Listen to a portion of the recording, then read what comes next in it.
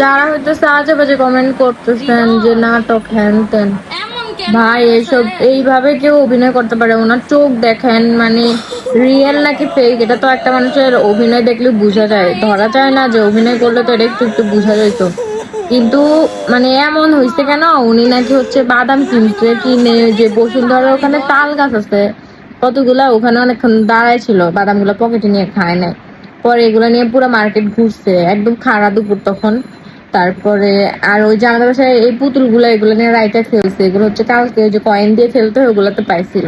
পরে এগুলা নিয়ে আসছি বাসায়, তাও রাত্রে, অনেক রাত্রে করে বাসায় আসছি কালকে। তো পুতুল গুলার থেকেও সমস্যা হইতে পারে।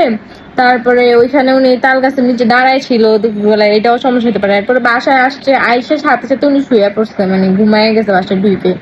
এরপরে ঘুম থেকে উঠে হচ্ছে এই অবস্থা। আমি তো আইসে শুইছি, আমার ডাকতেছিলাম, আমি ভাবছি শুধু শুধু আমার ভাই ডাকতেছে এরকম করে। কিন্তু এদিক দিয়ে আসলে মানে উনি চোখ টোক উল্টে, ওনার অবস্থা পুরো খারাপ হয়ে গেছে। তখন আমার আম্মু ইনস্ট্যান্ট সুরাকারা পরে হচ্ছে এই নখের মধ্যে চাপ দিছে। তো আপনারা যারা না যাই না যাওয়া কমেন্ট করতেছেন, এগুলো করবেন না। একটা মানুষের জীবন মৃত্যুর খেলা, তখন মানুষের হুঁশ থাকে নাকি? মহিলা মানুষ সুরা পড়তেছে, এখন হুজুর পাবো কই? আর হুজুর আনতে আনতে যদি এদিক দিয়ে একটা মানুষ মরে যায়, তাহলে লাভ হইলো কি? মানে শুধু শুধু আপনারা আজেবাজে কমেন্ট করেন, বুঝি না। এই পুতুল কইলে যেতেছো? এগুলা দিয়ে দেই কেন রাখতাম না। আরে এটা লয়ে রাইকে খেলতে আছে হৃদয়ের মাইয়া।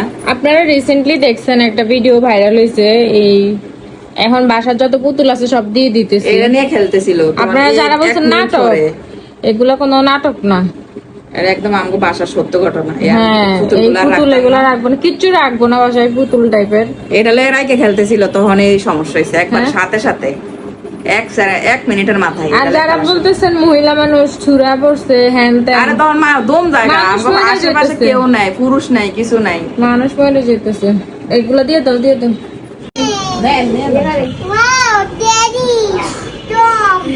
Thank you. Thank you, Auntie. Thank you.